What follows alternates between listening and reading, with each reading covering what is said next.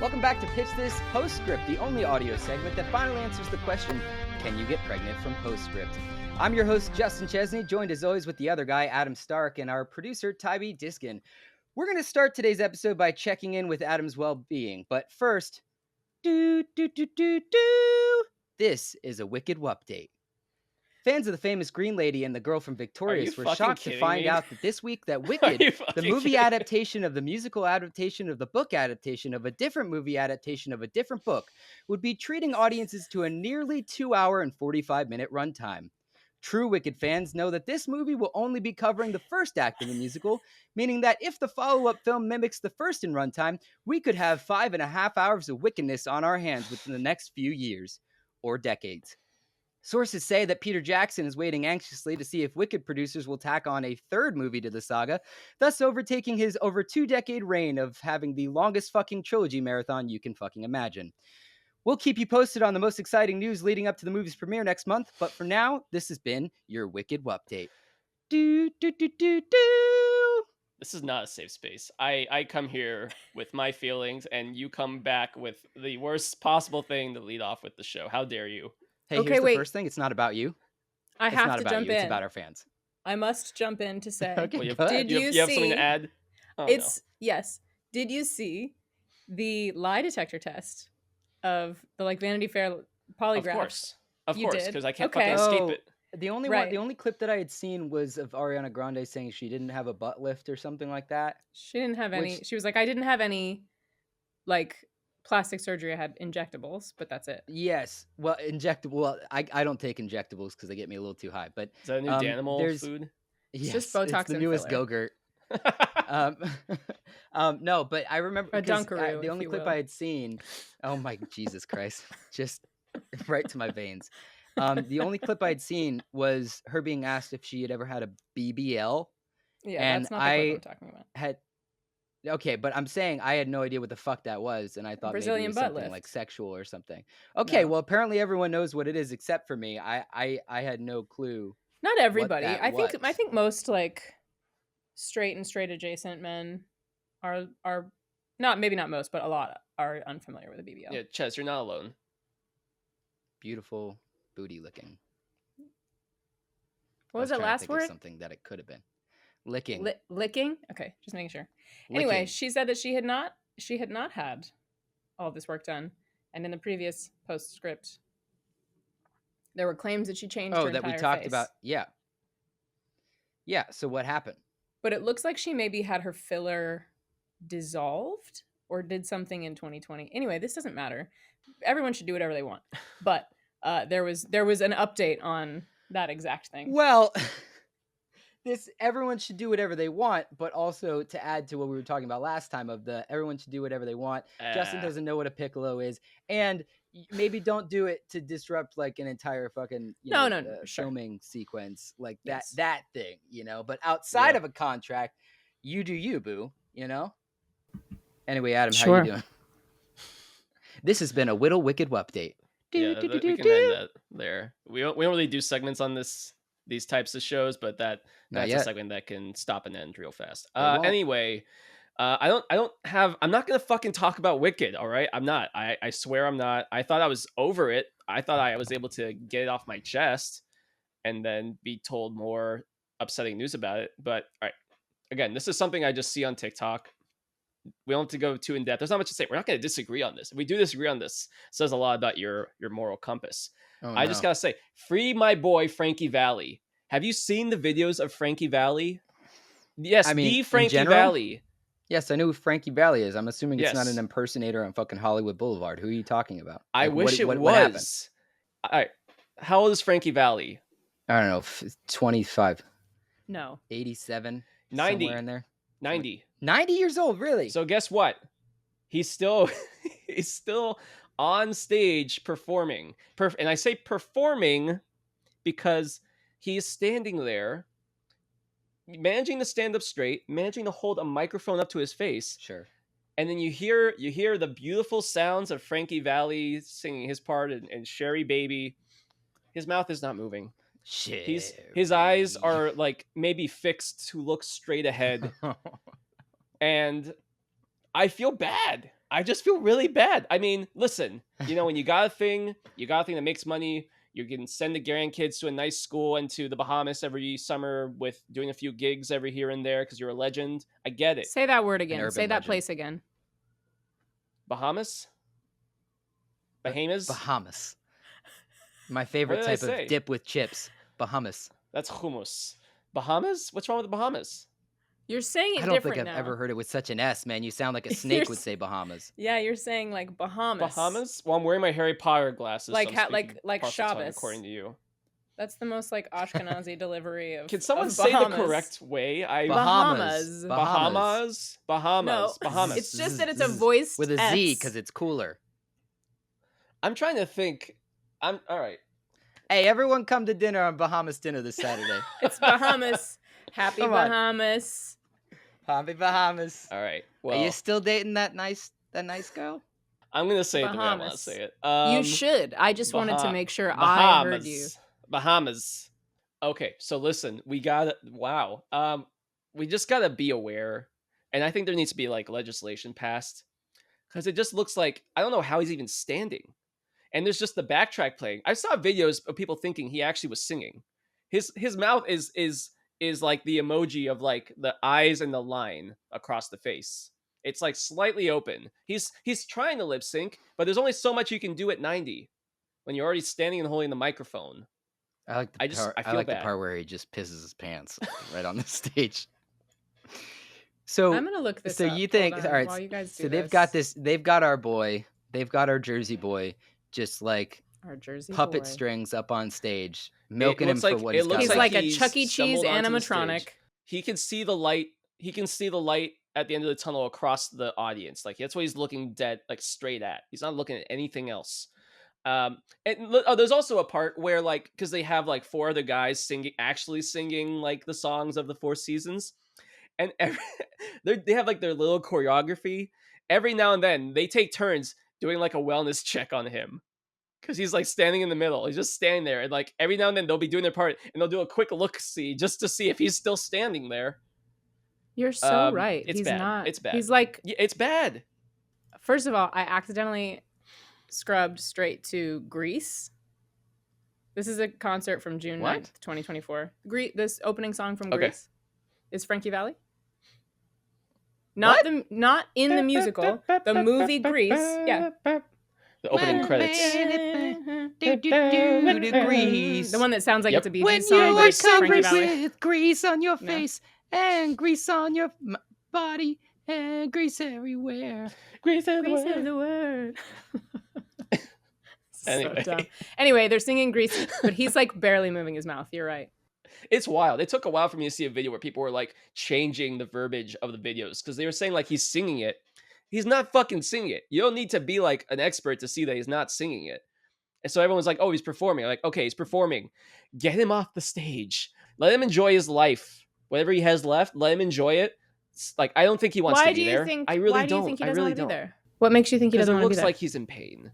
It looks like he made a deal with the devil. Do you think that instead, no, because he's not in Vegas. So do you think instead that like he really does want to be there and everyone else is saying, Frankie, you gotta stop. And he's like, I'll stop when I'm fucking dead.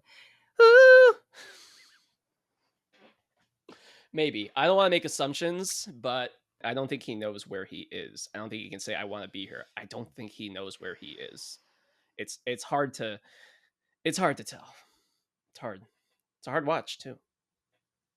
I was wondering that too until that one part in the middle of Big Girls Don't Cry where he just mouthed the words, I'm scared. And then I started thinking maybe he doesn't want to be here.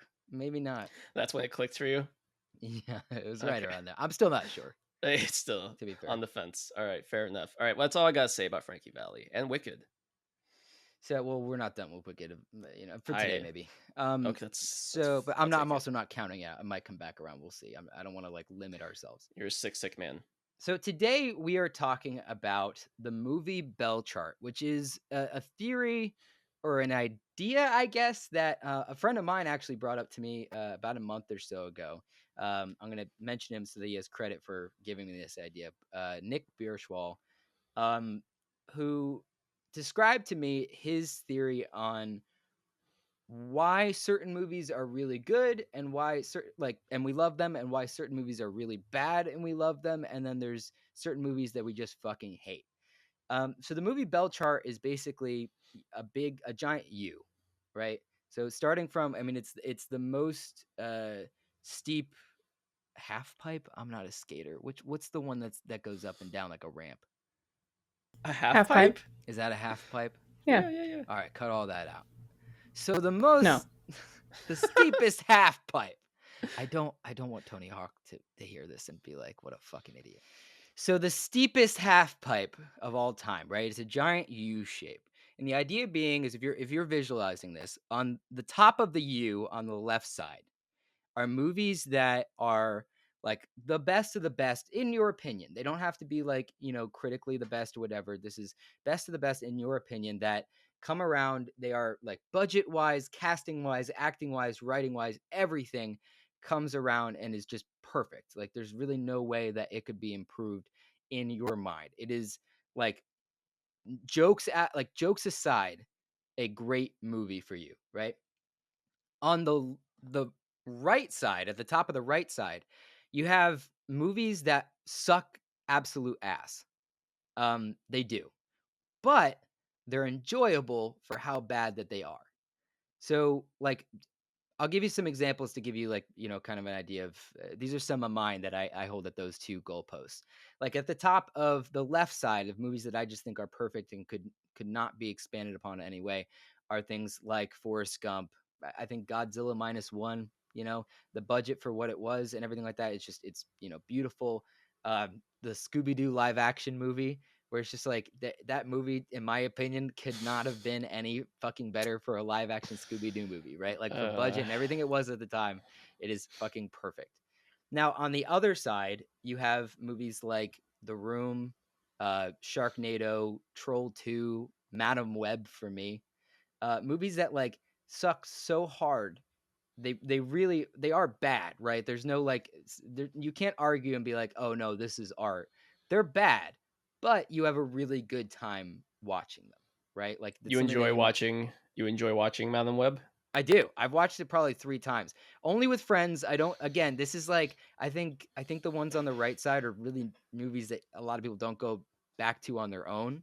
You think of like the viewings for The Room that have like, big theater wide viewings, right? That people like the community around these bad movies but they've formed this love for like something that is pretty utter shit, right? And then at the very bottom of the half pipe, Mr. Hawk, you have like the worst fucking movies that like maybe had a really big budget but didn't live up to it, did not deliver on what you wanted them to be. Maybe they're about a franchise that you love that sucked, but like basically there was no enjoyment whatsoever to be had at the bottom of this half pipe. And the idea being that those truly are the worst movies, even if like the argument could be made that like, oh yeah, they had a bigger budget, that the cinematography was maybe better than fucking, I don't know, Madam Web, right? But like but you fucking hate. So like I have, like I said, I've got Madam Web over the other side. I've got like Forrest Gump, Godzilla -1, stuff like that. At the bottom for me, the scum of the earth. Go ahead. Okay. We're going to include this because I feel like it's necessary. You're not describing a bell curve. You're describing like a movie Uncanny Valley. And those are different. Bell curve is I don't think so. If it's a half pipe, then it's literally like not a reverse bell curve, right? Bell curve is an actual, like a literal shape. So you're not describing that shape. You're describing it goes up and then goes back down. But yes. It's a reverse one. That's but it's not. It's more than just a half pipe. An inverted bell curve. Does that work? Because it's more like a valley rather than a hill. Yes, but more than that, because we're not doing. This is subjective, and we're talking about like. As you're just saying as movies get. Because I thought you were saying good is in the center, very bad is in the center. No, so this is like you are sinking to the bottom of a sand pit, right? And going so it goes in 2 different directions. Okay, so things that are actual bad are at the bottom of this all the way at the bottom. parabola. Yes. And they can go up in two different directions. They can one go that's like an actual good movie, good, and towards like that one, and it can go up like it's so bad that it's enjoyable. You see what I'm saying? Yeah, I understand. So the bottom, okay, so the bottom for me, right, is like movies like Fan Four Stick. Like I also call it Fan Four Stick. Thank you, because it's not even worth being called Fantastic Four. It fucking sucks so hard. I can't say that again. Say that again. It's fantastic. So let's call it an inverted bell curve. So, I'm just talking about the shape, but it's opposite.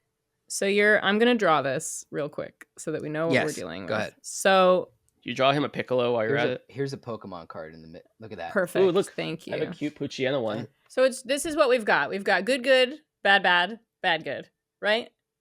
Yeah. Fair, right? Okay. Yeah. Yes. That's yes. So for me, like Fan Four Stick, right? Like is like it is a movie that has an actual budget behind it. Is about a notable series, has the potential, due to its casting and stuff, to be good, and ended up being one of the worst fucking movies I've ever seen. So there's no joy. That's kind of the basis of this, right? Is the amount of joy that a movie gives you is the element that like changes, right? Well, that's difficult because I mean, people are saying and again, this is where it becomes subjective. Is it a well written like movie? Like what does perfect mean? And for me, I do enjoy some films that I know are not that good. That's fine. That I think the idea of the bell curve is that like it is subjective. We can talk all day about like where do certain things deserve to be, but like some people like the guy who introduced it to me, Nick Birchwell, his like bottom is the new Matrix movie that came out like a year ago, where like for him that is about a franchise that he loves. It had the budget, it had had casting, it had everything behind it, and to him it was like a huge upset and he enjoyed no part of it, right? Now I'm not going to say it's as low for me personally, but I can understand his take on that, and I can also say that it's probably towards the bottom of the bell curve for me, but it's not like all the way at the bottom, because for me I care more about the Fantastic Four than I do about the Matrix. You know what I mean? It's fair. Yeah. So what would be like, now that I've kind of laid this out for you, what would be some of your shocked that you are picking Fantastic Four over Matrix franchise? What, at the bottom? Did you hate Matrix? No, I'm saying the fact that Fantastic Four is more important to you than the Matrix. I grew up with the Fantastic Four. I was introduced to Matrix. I'm just saying that feels crazy. I didn't in high school. I'm not mad at you. I'm just surprised. One time Justin was 4 years old and he was like, wow, just like the Fantastic Four. Wow. I said, I turned 4 and I was like, wow, this is fantastic. Your mom was like, say that again?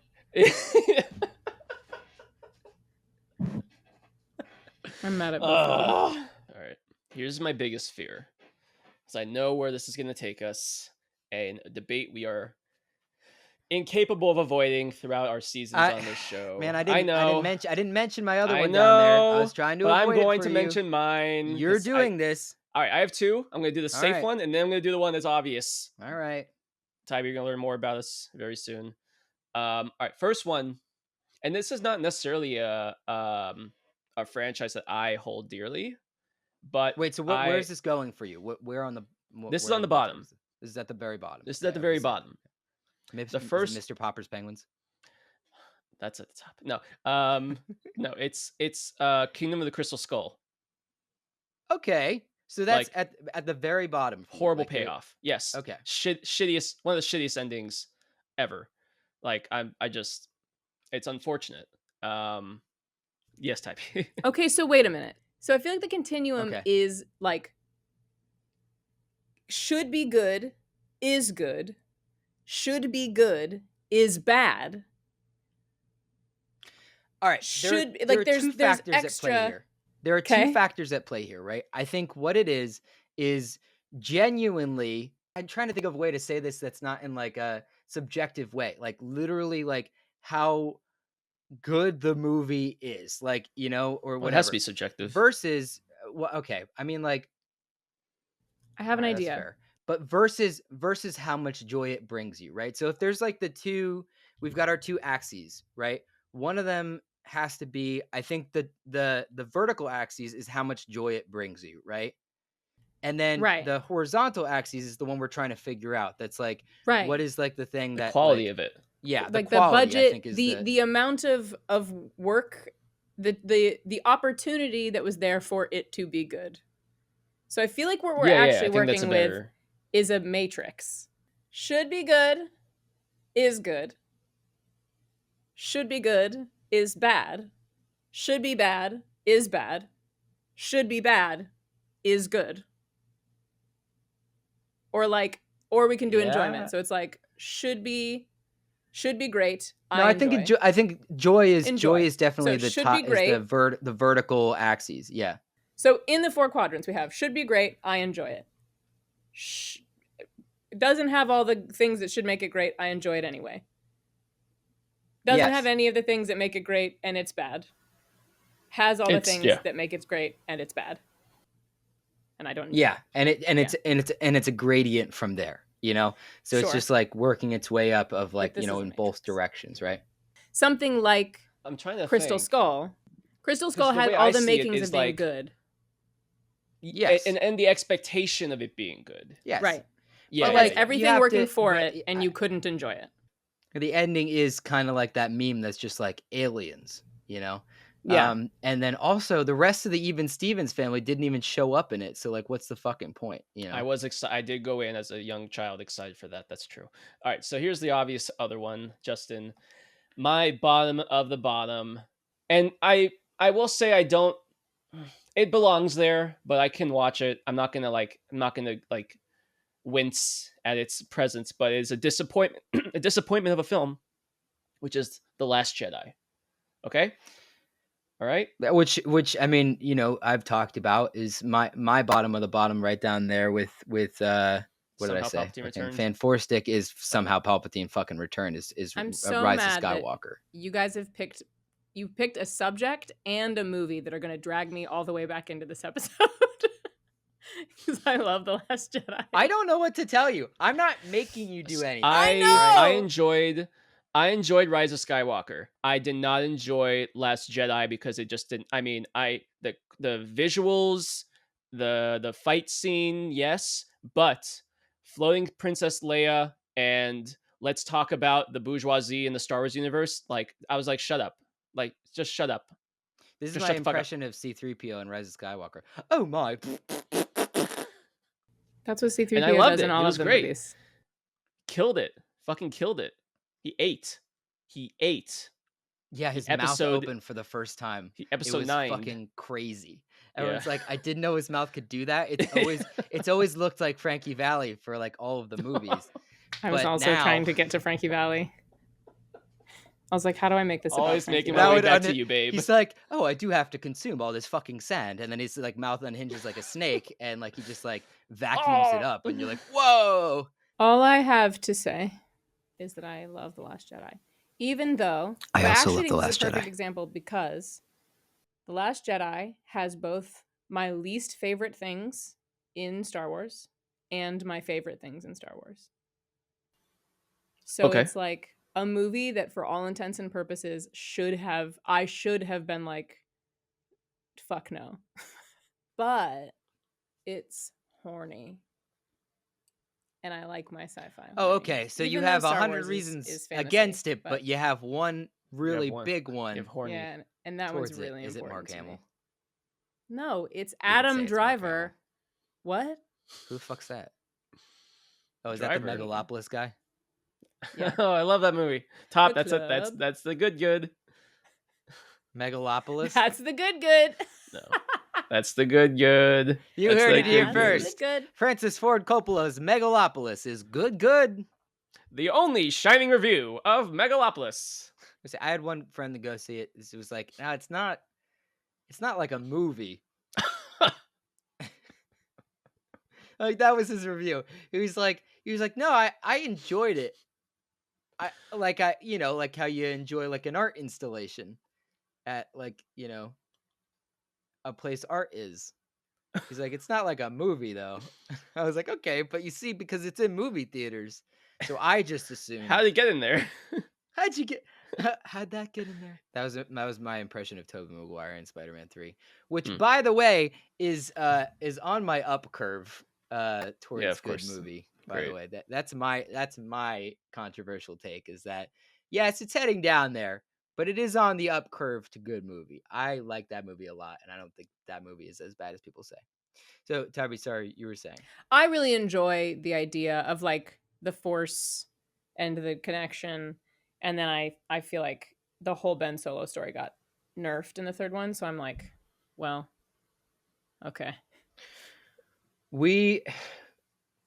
Tabby, you don't know this because we've brought you into this, but there's been a long-seated discussion between Adam and I about this, that we've kind of generally agreed to just kind of go our own ways on. Like Magneto and Professor Xavier. Like yeah, we'll go kiss to war, and they go their own ways. But we'll kiss. Yep. We'll kiss a little bit. So yeah, those movies are at the bottom of the bottom for me. I think the hardest part is then placing movies that are going up on either side. So I'm gonna mention a couple of them. Let's see where they fall for y'all.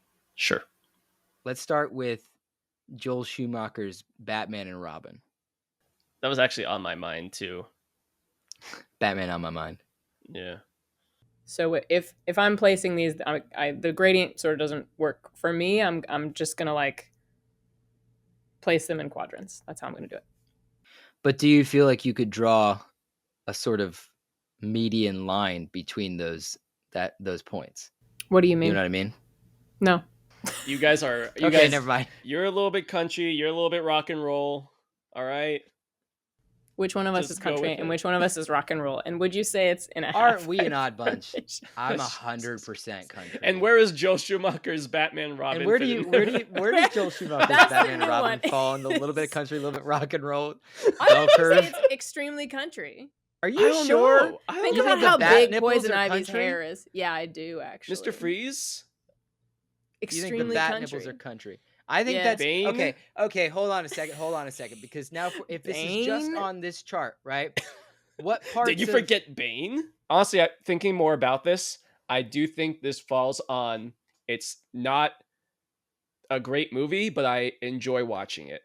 So it's on the uptick. It's a silly watch. It's not at the very top. At the very top for me is The Room. Like that is the film to watch and just have a fucking blast, even though it is the biggest joke of a film ever.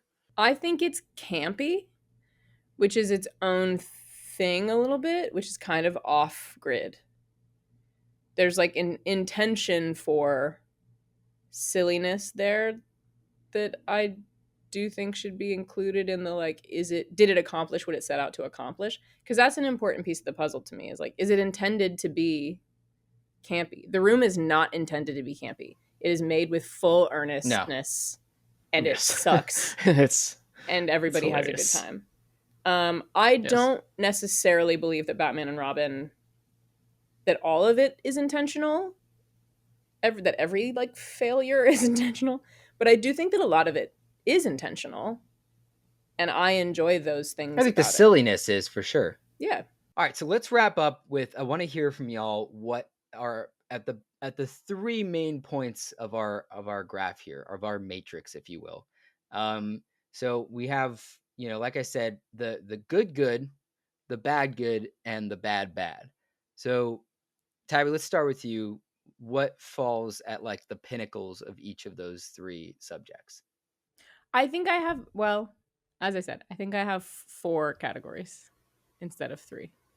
Because there's something like Birdemic, which came out around the same time as The Room, I think, that is so horrifically bad that it's extremely funny to me.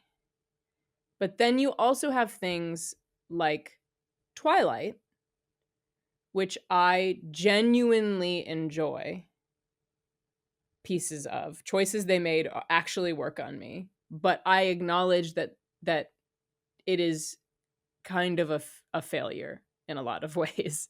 So if someone was like, is this a quality film? Would you put this on a top 10 list? It's like, for enjoyment, yes.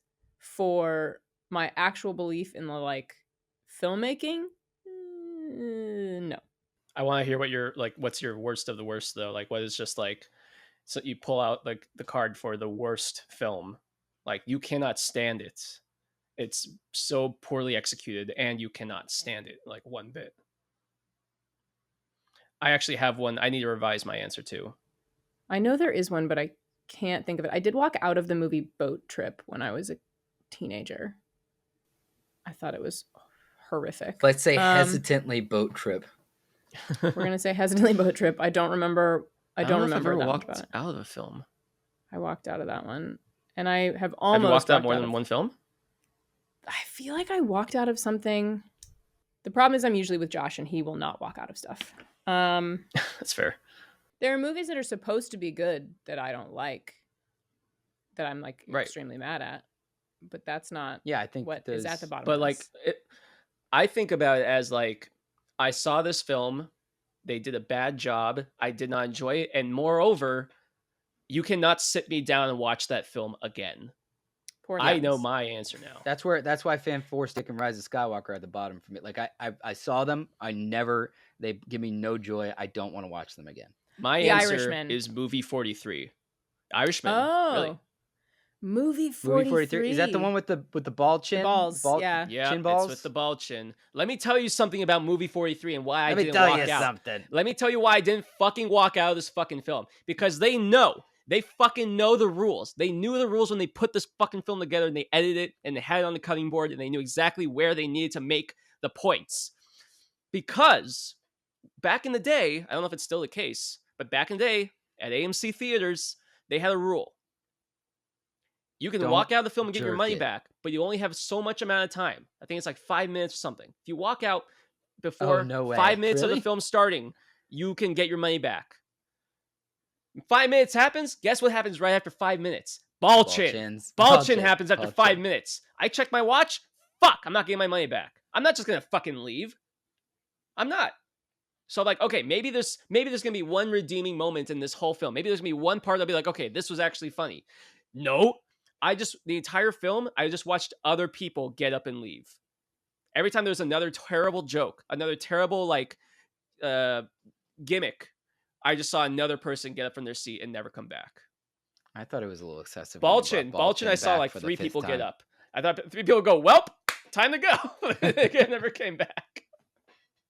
So that's my worst of the worst. It's fucking movie for fuck that film. Fuck it. All right, so Tybee, for you, The Irishman. Yeah, Poor Things and The Irishman are like movies that are like critically acclaimed. Wow, you didn't like Poor Things? Can't. All right. I hated Poor Things.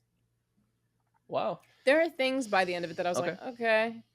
But for the most part, the farther I get from it, the more I'm like, fuck that movie. I fucking hated that. But that's just my joy. Is it do I have respect for the filmmaking? Still no. But I don't. Not movie 43. Okay. But did you see the shot on those balls? Did you see the lighting? Do you see the lighting that kind of caressed the Isn't bottom that Hugh of the ball Jackman? chins? I repressed the images of it. It is Hugh Jackman. My best of the best is The Shining. Yeah. Nice. Yeah, I know. Justin knows. Yeah. I think my best of the best, I don't know how to answer that because I don't really think about movies in terms of like, I think this is the best. I think about music this way, but I don't think about movies this way. So like music, like Man, I Feel Like a Woman by Shania Twain, one of the best produced songs of all time. It's a perfect Baller. song. My most effective films tend to be like, I don't know how to describe it. Fifth Element, like WALL-E, I think is extremely effective. Sure. I'm huge on the Addams Family movies, which is why I have a Gomez tattoo. There was something I was going to say. I do think that before we get out of here, we should put all of the Batman movies on this continuum. Holy shit. All right, it's funny. fine. The last thing from the 80s for today. 80s onward. All right, so we're starting with Batman. Right? Mm-hmm. The Batman, Michael Keaton. Where are we putting Michael Keaton's Batman on this? I'm going to say it's on the uptick towards good. Probably lower than Spider-Man 3 for me personally. But it's going up that way. How are you guys? I would agree. That sounds right. You want to get nuts? Let's get fucking nuts. That's what he says in that one. And then also The Shining Man is in it. And The Shining that's Man. it. We have two Bat, two Man, still Michael Keaton. This one has Danny DeVito in it. I like this one better than the first one personally because Danny DeVito's a fucking national treasure. He's amazing in that one.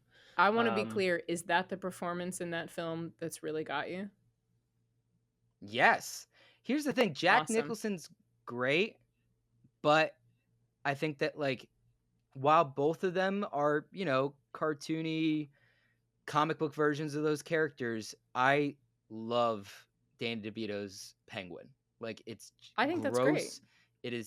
It's so like grounded in a way, still like it lives in this comedic space, this silly space, but because Danny like is so he believes that he is this fucking thing. Like I don't know. I love his performance more than I like Jack Nicholson as the Joker personally. That wasn't really what I was asking. That wasn't why I was asking the question. The standout performance in Batman Returns for me is Michelle Pfeiffer. Oh, it's fair. That's the one where she gets licked by cats back to life, right? What does that have to do with her performance? It has to do with the movie, where we're placing the movie on the thing. But it doesn't beat the Penguins. It doesn't beat the Penguins carrying out Danny's carcass. The trash man. Also, Walken is crazy in that movie. It's a crazy movie. Also, shout out Doug Jones. It's a crazy fucking movie. All right, we have Batman Forever. Mm-hmm. Right, is after that one. Mm-hmm. That's Jim Carrey and the Two-Faced Man and his two main concubines. This one's now going. This one's like. This one for me is I'm trying to think of I think it's on the other side of the curve for me, and the only reason it's going up is because of like Jim Carrey. Like I think Jim Carrey is fantastic in it, but like I don't. You don't like Kilmer's Batman at all? The movie, I don't. No. Interesting. Personally. Yeah, sure. I like Keaton's Batman over Kilmer. I would say it would stay on the same side as the others, but it's not that high. It's not. Well, is it lower? Is it falling like lower to the bottom of the pit than the other ones, or yes, like? Yes, okay. It's not as high as them. Yeah, it's just not if we're talking about all these Batman films, this is one of the least relevant ones to me personally. I think I would agree that like Batman Returns, like the vision was here and the execution was here, and they matched for me. That's a big thing for my enjoyment is like, did the vision and the execution match? I'm gonna do all three Nolans together just for sake of time. I think all of them are on the uptick. Well, that's I'm saying risk. you could do your own thing. I'm just saying. Go, have fun. Sure. I think all three Nolans are going up towards good movie. I think in the order of I would put Batman Begins at like the lowest of the three of them. I would probably put it right around the same space that I would put the original Batman for me. For me, I'm not the biggest fan of Batman Begins. I think Dark Knight Rises. I'd maybe put it like a notch above it. That's like at the top for me. Dark Knight. And Rises. Then Dark Knight is at the top for me. Oh, sorry, yeah, Dark Knight. Yeah, that's at the top for me. Yeah, I would say Batman Begins is higher than Dark Knight Rises personally. That's really the only discrepancy. But they're all on the uptick towards yes. good. Oh no, yeah, I love all of them. Where would you put those ones? You're saying Dark Knight, are all three of them above the other ones for you, or do any of Dark them Knight Rises is probably below Batman Returns. But Batman Begins, maybe the same level, if not a little bit lower than Batman Returns. Dark Knight though is way above everything. Okay. Oh, guys, we totally skipped fucking Batman and Robin. We talked about that one though, right? Yeah. No, that one's good. Yeah, that one's on the other side. And then I guess it's just. Oh yeah, sorry, Tabby. Did you say yours? I think the Nolan ones.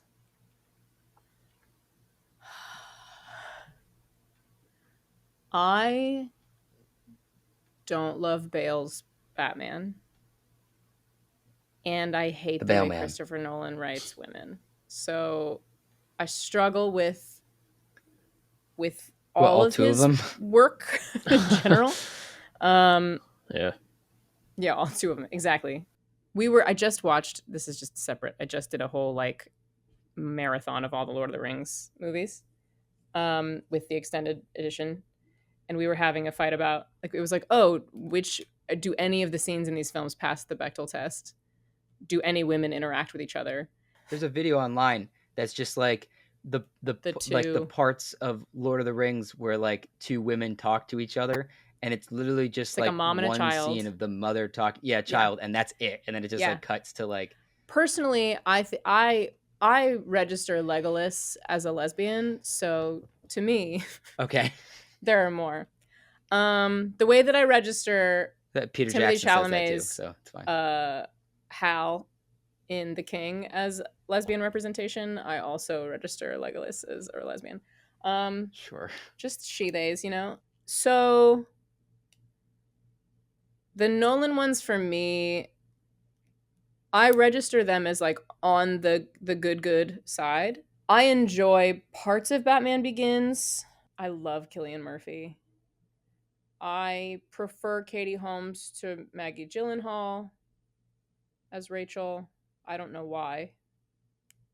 And I don't know if I watched them again if I would still feel that way. Just currently right now with space from them, I'm like, I like Katie Holmes. I have a lot of feelings about the Nolan Batman, but I think for me it's like I hardly think about Christian Bale especially when I think about The Dark Knight Rises. I just think about Heath Ledger. But that's maybe a point to be had, right? Like in a movie that's supposed to be about Batman. Like, I mean, that's why The Dark Knight is my favorite of the three is Heath Ledger, right? But I do think that Nolan's Batman movies are more like, I rank them based on the villains that I like rather than like the I think that's very clear in most of your rankings of this is based on the villains. Yeah. That's fascinating. I think that's like, and that's, I never really thought about it that way before, but you're so different. Kind of just like Batman is the constant, and I could care less, and I just want to see the crazy little dudes running around his city. You're like nipples, no nipples. I mean, doesn't matter to me. No nipples, nipples, 5, 6 nipples, whatever. Yeah. Whatever. Put in as many nipples as you want. It makes sense though, because it's more like you know Batman's background, you know what his ethics are, and it's really just how is this villain coming into this story? What is their background? What is their reasoning for being fucking psychotic? So I think that's why it's like you can spend more time and like, I don't want to say relate to the villains. That'd be kind of fucked up, but at least analyze them. I like. We run into the same. He's made some good points. He's a good guy. We run into the same problem here that I run into the same problem with Nolan as I do with a lot of Scorsese, which is like, I don't find it difficult to relate to male characters. I see myself reflected in plenty of male characters. When I do those, like, which characters do you like are the most like you? It's almost always like mostly men. Chalamet and The King. Exactly. Thank you for understanding. Correct. That's right. No, it's Thank like you. Urban Dallas. But I think I run into the same problem there where I'm like, it doesn't just feel like the women are boring. It feels like it's made for men. Like I don't feel, and it's not just like I don't feel pandered to. I feel like actually genuinely kind of alienated.